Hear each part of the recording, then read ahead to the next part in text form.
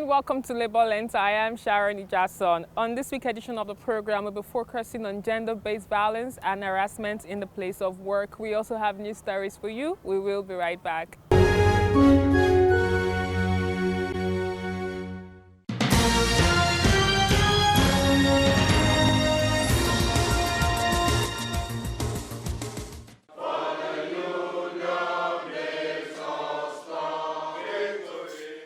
The Lagos State chapter of Trade Union Congress of Nigeria, TUC, has called on the state government to address rising costs of living occasioned by petrol subsidy removal. Chairman of TUC in the state, Gbenga Ekundayo, wants the state government to provide cash transfer for public servants and reduce workdays to ease transportation costs. The union made the demands at the end of the TUC annual training program in Lagos, with the theme 21st Century Trade Unionism, Laws, Conventions, and Best Practices. The program was aimed at educating participants, drawn from various sectors on trade union matters and promotion of industrial harmony. At the event, workers insisted on better working conditions, protection of rights, adherence to safety standards, and a new minimum wage. It is ironical that the same government that preached that the poor should breathe has cut the oxygen supplies. The poor workers are currently suffocating. In other climes, you do not have a situation where technical people are just paid as whoever has called them desires. You also do not have a situation where a quack can call himself a professional without anybody looking at what he does. And what we've seen is avoidable wastages in the economy. You always have to repeat the job because a quack has come to do the job for you. As a smart city, Lagos State needs to be, as a state of excellence, as a leader among states, begin the process of licensing the artisans and the technical people in the state. What we term as not being unemployment may be gross underemployment, and that will enjoin us, even as a state, to go back and look at and see how we can gainfully get people engaged and within measurable standard so that everybody can have good living standard in the state.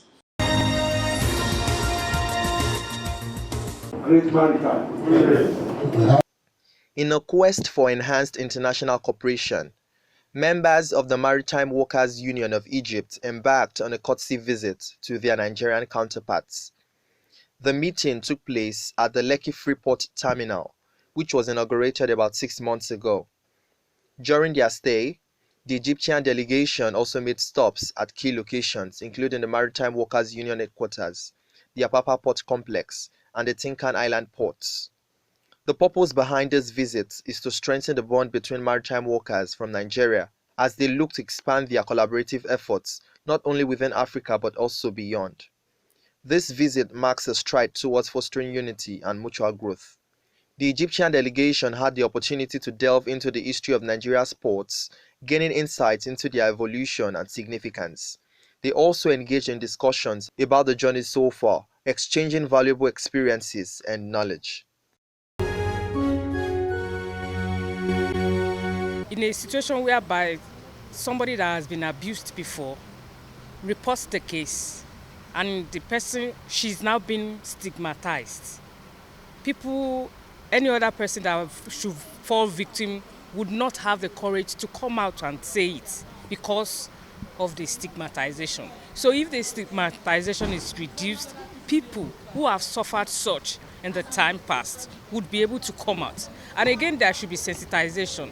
There should be awareness. People should be aware what they stand to lose if they don't report. So I think a lot has to be done.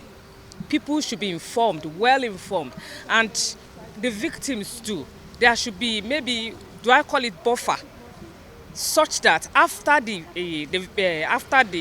after what they have suffered, they should treat them, make them go through some therapy so that they can fit back into the society. I think there should be more advocacy and people should learn. People need to be aware. There should be more training, more lectures. Even the boy child needs to be educated.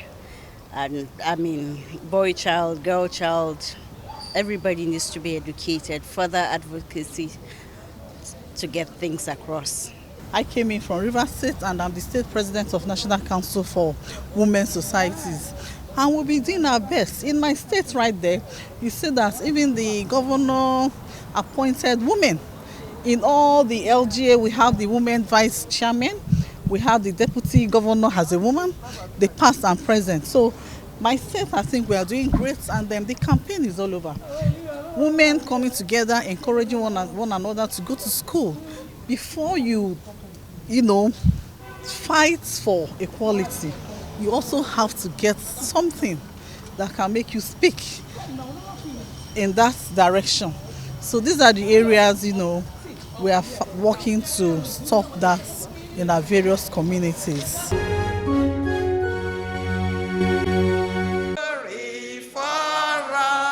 The International Labour Organization ILO Convention 190, which seeks elimination of gender-based violence and harassment in the world of work, was adopted by member countries at the 2019 conference in Geneva, Switzerland.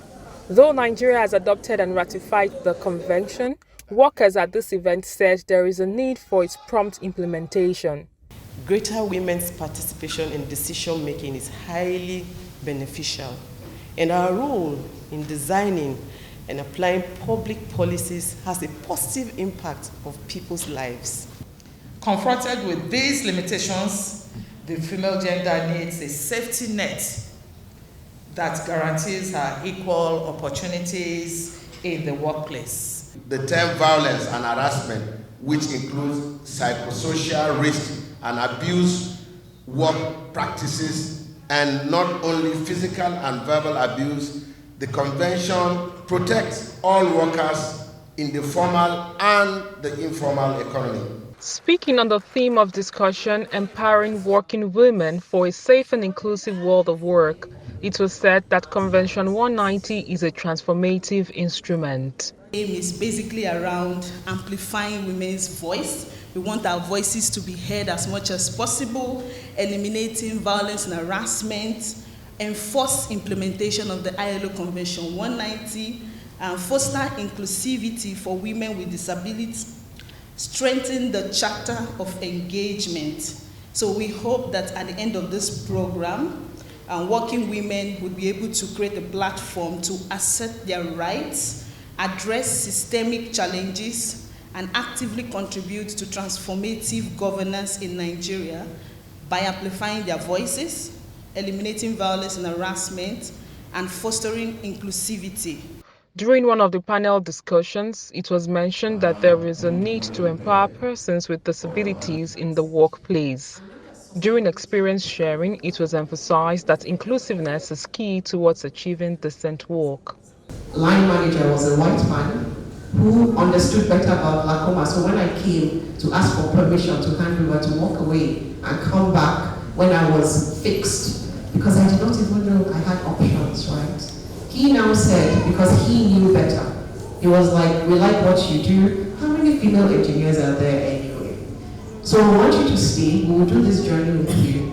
And I did. 11 more years in that organization, still being trained in Europe, wandering around Africa, delivering services, pushed out as an expatriate leader, returned to Nigeria. Would I call it determined? I would rather call it an encouragement. That you have a physical disability does not mean that you are deleted from adding value to the societal development. It is possible that there are some restrictions we may have in life. More women experience violence with disability than women. As a woman with disability, because of the country we find ourselves, most of us are vulnerable. And as a result of that, being relegated, so most of us are relegated to less opportunities. We do not have opportunities. Everybody's been talking about we need to domesticate. We need to domesticate C-190. No! It's already in the law. So that's part of that knowledge. When you know wrong with it. Because the Third Alteration Act 2028, the Constitution of the Federal Republic of Nigeria, 1999, the Third Alteration Act.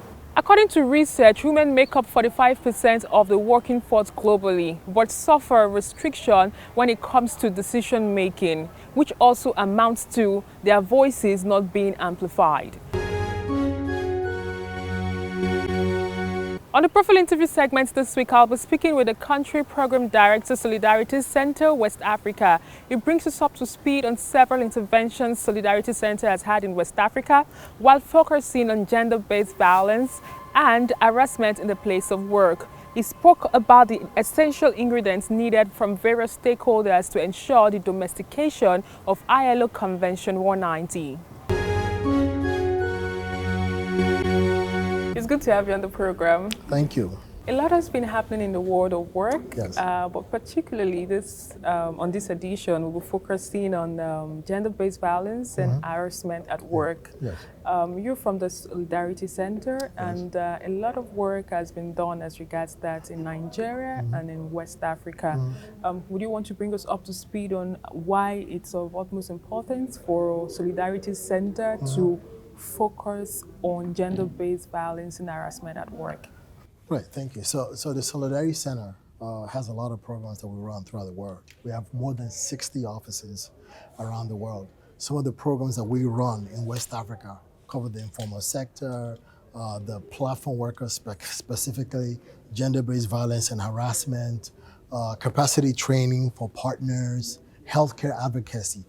But gender-based violence and harassment is one of our core projects because it's a really huge problem in West Africa and Nigeria specifically. So we currently have funding from USAID that focuses on gender-based violence and harassment. We have funding from the National Endowment for Democracy that focuses on that. And then recently, we got a grant award, a huge one, about $5 million for 5 years from the United States Department of Labor that focuses on gender-based violence and harassment. So that is one of the major things that we actually do. Okay, so there's been a lot of engagement. Yes. From my own engagement with Solidarity Center. I observed that there are some engagement with various stakeholders and partners, both in the formal and informal sector. Would you want to share on the field experience? Yes, so in 2020, the Solidarity Center and the Nigerian Labour Congress conducted gender-based violence and harassment research across several sectors in Nigeria. And one of the things we found out was that 57.5% of women said they had been, subjected to that by supervisors, by managers. Some was actually as bad as rape on the job. Women typically don't report these things because they feel it's a waste of time. They're stigmatized. They face retaliation from management. And so when we looked at that research and the findings, one of the things that we noticed was that some sectors had it really, really bad. One was the informal sector.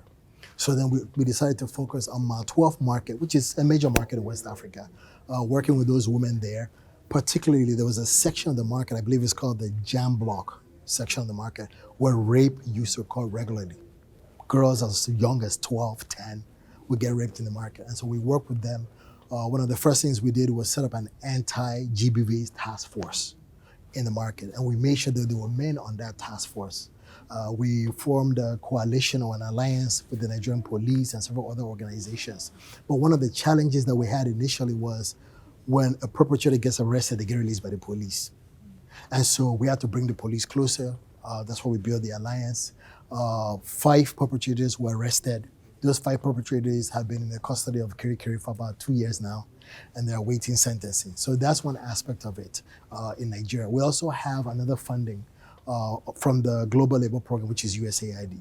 And that focuses on the agricultural sector. When you look at the agricultural sector, you see that a lot of women are employed within that sector. They're marginalized, they have low wages, and there's a lot of issues there. And then I made reference to the United States Department of Labor project. That focuses on elevating the participation of women in the workplace in the oil sector.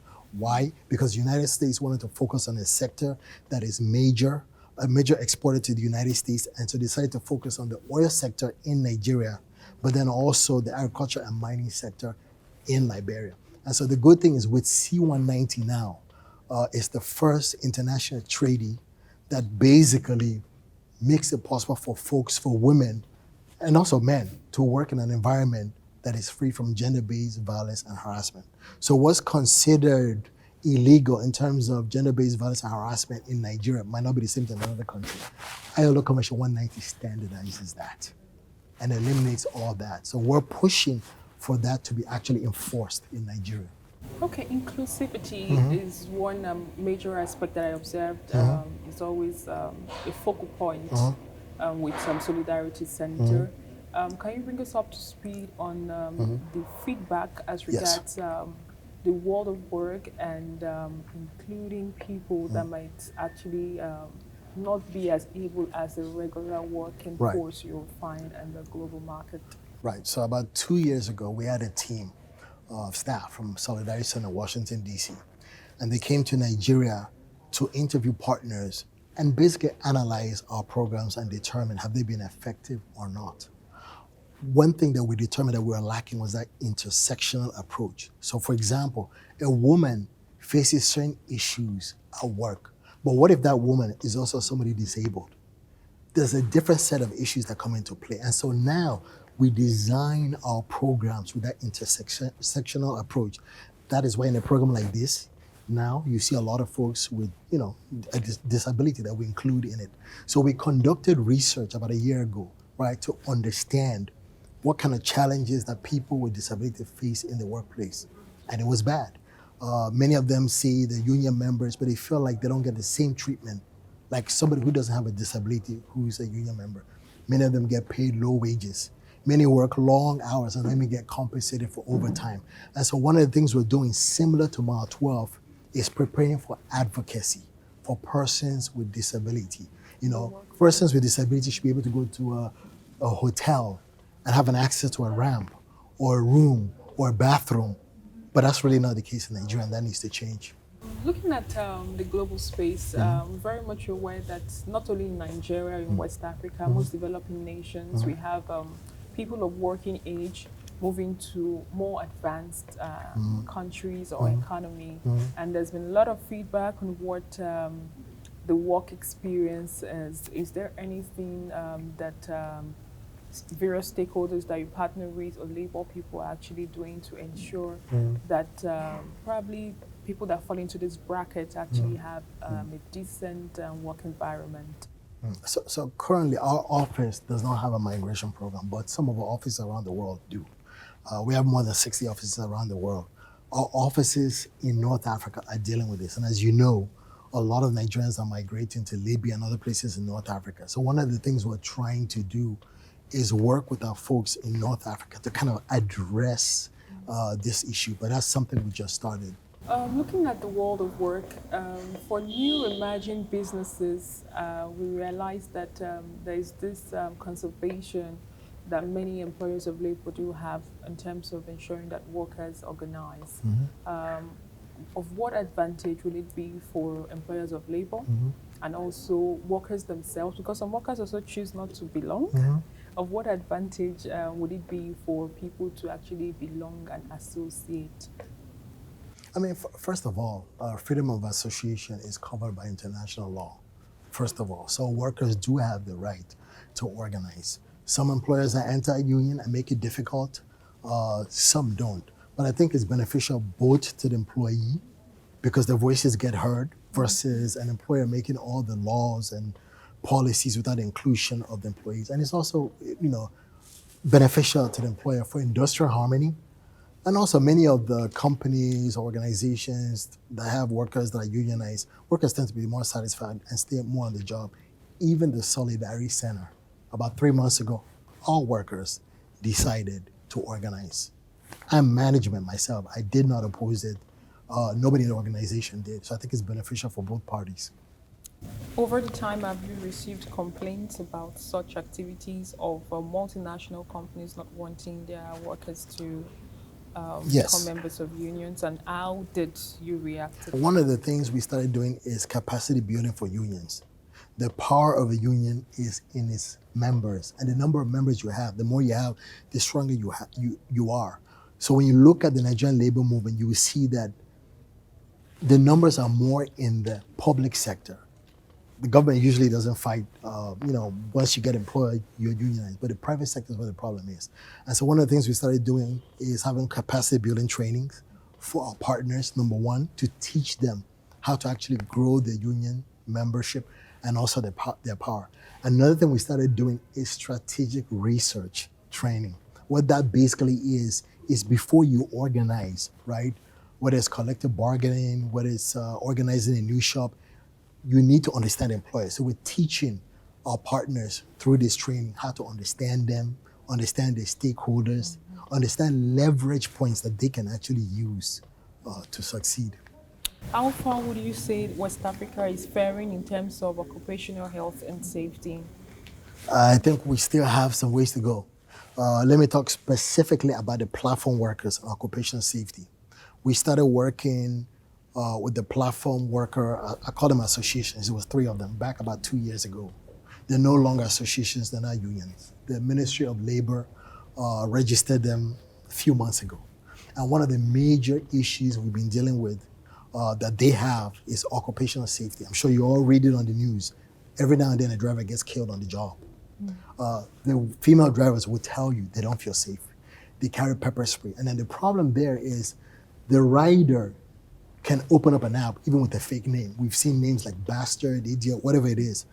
But the drivers get seriously profiled before they can open an app. And so when a driver gets killed, there's no accountability. So that's one angle we're really focusing on. And then now that they're registered, one of the things we need to make happen is ensure that both Uber and Bolt, which are the major platform companies, actually come to the table and bargain. And occupational health and safety is a priority area for us and also for the App Drivers Union. Generally, how would you rate the world of work in West Africa, in Nigeria particularly? How would you rate the world of work? I mean, it has its goods and its bads. Like I said, the public sector is fairly friendly to unions in terms of, folks joining. The private sector is not. We have a lot of, work to do, both in Nigeria. We deal with a lot of other countries in West Africa through the organizations of trade unions in West Africa because they have affiliates everywhere. But there's still a lot of work to do. There's still, not just Nigeria, there's a lot of countries where workers are denied the right to form a union, where workers are fired for joining the union, where an employer meddles in the affairs of a union. We're seeing that right now in Liberia. We have an office in Liberia. The Liberia Labor Congress has had crisis for a while. And now an independent union, the government is conducting their elections for them. I mean, we see that everywhere. So I think there's still a lot of work to be done. We've done well, but we can do better. Finally, we'll go back to our theme of this course, which is gender-based violence and harassment at workplace. We have a lot of African countries that have actually adopted, ratified. Now it's for it to be domesticated. If you're going to put it into bullet points, what would be the parting words towards ensuring that the C-190 is being domesticated in Nigeria and probably in other African countries? I would say a law is just a law without teeth if it's not enforced. And so even though we have C-190, we need to enforce it. Once upon a time, you had the sex for grades that was everywhere. And the laws were passed to prevent lecturers from, sexually harassing females in schools. But just about 2 weeks ago, we saw students from the law department, University of Calabar, protesting. So laws need to be enforced. So yes, we have C-190, but we need to make sure that's enforced. And that's why we're having this meeting. So we have within this space civil society organizations that focus on gender. We have a labor civil society coalition that we help get established that focuses on good governance. We've brought them both into this space right now to get the knowledge, but also to begin to work together to make sure that this is enforced in Nigeria. And it's the only way change can happen. We need to enforce C-190. Thank you very much for your time. Thank you. And that's all we can take on today's edition of the program. Join us next week for a fresh edition of the show. I am Sharon Ijason. Thanks for watching, and remember that labor creates wealth.